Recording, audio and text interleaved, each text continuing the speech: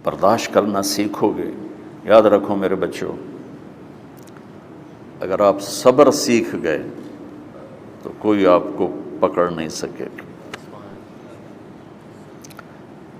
یہ جو ریسنگ گاڑیاں ہوتی ہیں نا، فراری اور مختلف ان کے نام ہیں، مشہور فراری ہے، اٹلی میں بنتی ہے. لمبرگینی، یہ دونوں بنتی ہیں وہاں اٹلی میں. اور اس میں جو آدمی جا رہا ہو اس کے لیے سپیڈ لمٹ کی قید کوئی نہیں، ورنہ سب گاڑیوں پہ 120 کلومیٹر پر کے اوپر جائیں گے تو جرمانہ ہوگا. لیکن جو آدمی لمبرگینی میں جا رہا ہے یا فراری میں جا رہا ہے اس کے لیے کوئی جرمانہ نہیں، چونکہ وہ یوں کرو تو 1 سیکنڈ میں وہ 120 پہ چلی جاتی ہیں، صرف اتنا کرنے سے شوں ایسے جاتی ہیں. تو میں آپ کو ایک لمبرگینی دینا چاہتا ہوں، فراری 8 کروڑ کی ہے. فراری 8 کروڑ کی گاڑی ہے فراری. کئی دفعہ وہاں جب جاتا ہوں تو کوئی نہ کوئی بٹھا دیتا ہے، یہ آپ کو ذرا سیر کرائیں. وہ ہمارے کو تو شوق کی کوئی چیز ہے نہیں، وہ نوجوانوں کے شوق کی چیز ہے. تو 8 کروڑ کی گاڑی ہے، میں مفت آپ کو دے رہا ہوں، وہ ہے صبر. آخرت کے سفر میں اگر تیز چلنا چاہتے ہو اور سب سے آگے نکلنا چاہتے ہو تو صبر کی فراری پہ سوار ہو جاؤ. تمہیں کوئی پکڑ نہیں سکے گا، تمہارے کوئی قریب بھی نہیں آ سکے. کہ دنیا میں صبر کرنے والوں کا قحط آ گیا. بڑے بڑے علماء ہیں اخلاق سے خالی، بڑے بڑے علماء ہیں صبر جانتے ہی نہیں. اور پورا معاشرہ سر علماء، تم کل کے علماء ہو اس لیے علماء کی بات کر رہا ہوں، ورنہ پورا معاشرہ میرے بچوں صبر سے خالی ہے. تم سیکھو.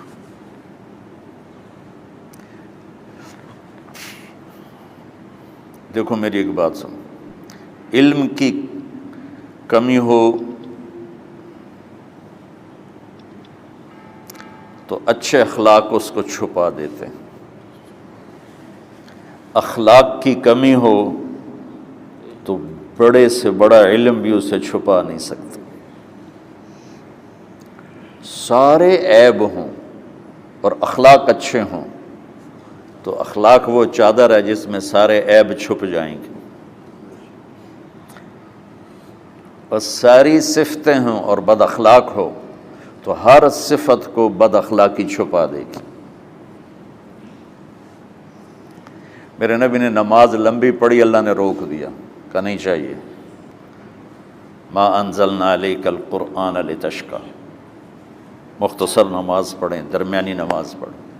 پیسہ سارا خرچ کر دے، اللہ نے روک دیا. ولا تبسطها کل البسط، میرے نبی سارا خرچ نہ کرو، کچھ بچا کے بھی رکھو. تبلیغ میں اپنی جان کھپائی، اللہ نے اس سے بھی روک دیا. فلا تذهب نفسك علیہم حسرات، تبلیغ کرو خود نہ مر جاؤ. تبلیغ کتنا بڑا عمل ہے، اللہ نے کہا اعتدال. نماز کتنا بڑا عمل ہے، اللہ نے کہا درمیانہ ہاتھ رکھو.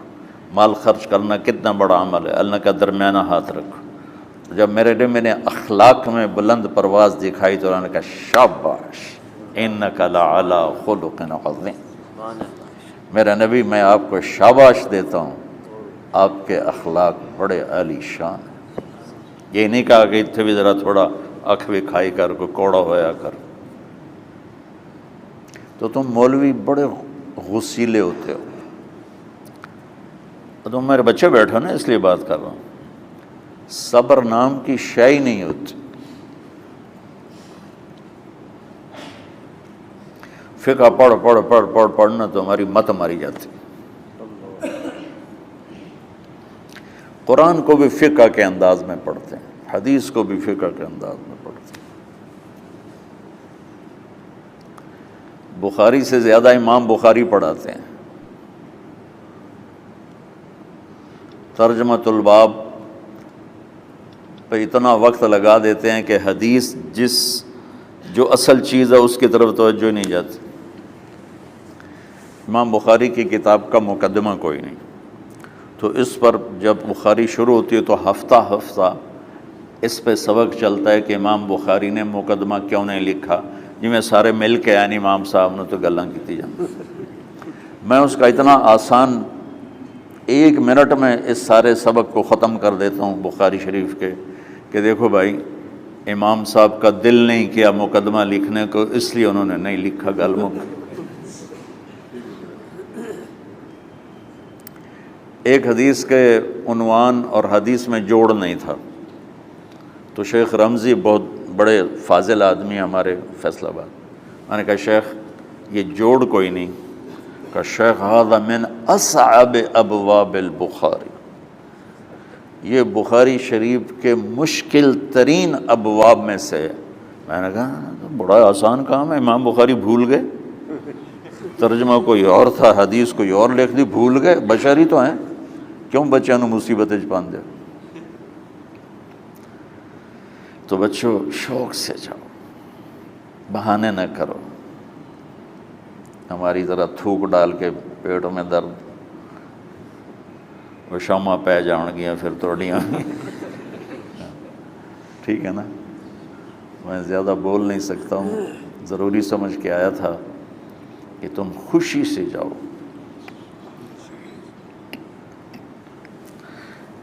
پھر اس میں جو ناگواری آئے گی اسے برداشت کرو گے تو پھر آپ کا صبر بڑھے گا۔ تمہیں صرف میری شہرت نظر آتی ہے، اس میں جتنا مجھے صبر کرنا پڑا ہے وہ تمہارے سامنے نہیں ہے، جتنی کڑوی گولیاں میں نے کھائی ہیں لوگوں سے وہ تو تمہیں نہیں پتہ۔ اب تمہیں اتنا نظر آتا ہے کہ واہ واہ ہو رہی ہے آگے پیچھے لوگ، میرے اللہ کا کرم ہے، میری کیا اوقات، آج ہوں کل مر جاؤں گا، اولاد کو بھی یاد نہیں رہے گا کہ طارق جمیل کون تھا۔ جو ہے اس میرے رب کا کرم ہے، مجھے اپنی شہرت سے کبھی دھوکہ نہیں لگا، تو میرے بچوں اس لیے بتا رہا ہوں، کوئی فخر نہیں، کہ مجھے اپنی شہرت سے کوئی دھوکہ نہیں، ایک لمحے کے لیے بھی مجھے دھوکہ نہیں، میرے دل کی گہرائیوں یہ بات اتری کہ سب میرے اللہ کا فضل ہے، اور برائی کرنے والا اور اچھائی کرنے والا میری نظر میں برابر ہو گیا ہے۔ برابر ہونے کا مطلب پہلے سمجھو، تم مجھے گالی دو گے مجھے تکلیف ہوگی، تو میری تعریف کرو گے مجھے خوشی ہوگی، اس کو برابری نہیں کہتے، وہ تو ایک طبعی چیز ہے۔ یہ میں نے ہاتھ پہ اپنا ہی ہاتھ مارا تو اس کو درد ہو رہا، تو اگر میں مولوی شوکت صاحب سے بدتمیزی سے بات کروں گا تو ان کو تکلیف ہوگی، اور میں ان کی قربانیاں بیان کروں گا۔ یہ ذرا کھڑے ہونا، ادھر ہاتھ دو، یہ اس سارے نقشے کے بانی ہیں، یہ پہلی اینٹ ہے۔ یہ 3000 روپے اس وقت لے رہے تھے 1985 میں 86 میں کراچی،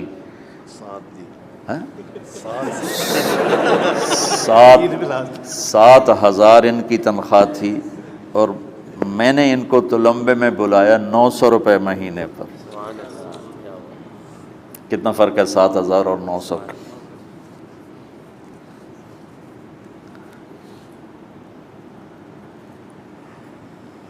لوگ میری تعریف کرتے ہیں، میں اللہ کا شکر ادا کرتا ہوں، اور اس پہ میں تکبر میں نہیں آتا۔ یہ ہے مدح اور ذم برابر ہو جائے، یعنی تعریف کرنا اور برائی کرنا برابر ہو جانے کا مطلب یہ نہیں ہے کہ برائی سن کے اثر نہیں ہوتا اور تعریف سن کے اثر نہیں ہوتا، نہیں، برابر ہونے کا مطلب بتا رہا ہوں، اس کی توفیق، تائید، رحمت اپنی اولاد کو بتا رہا ہوں۔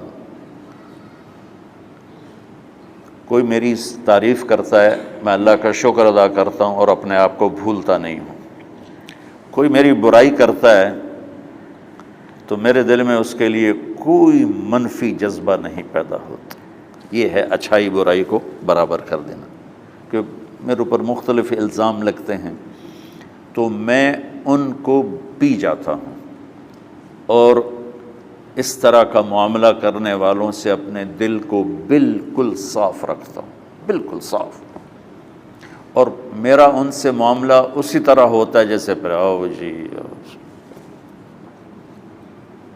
اپنی وجہ سے کبھی کسی سے قطع تعلق نہیں کرتا۔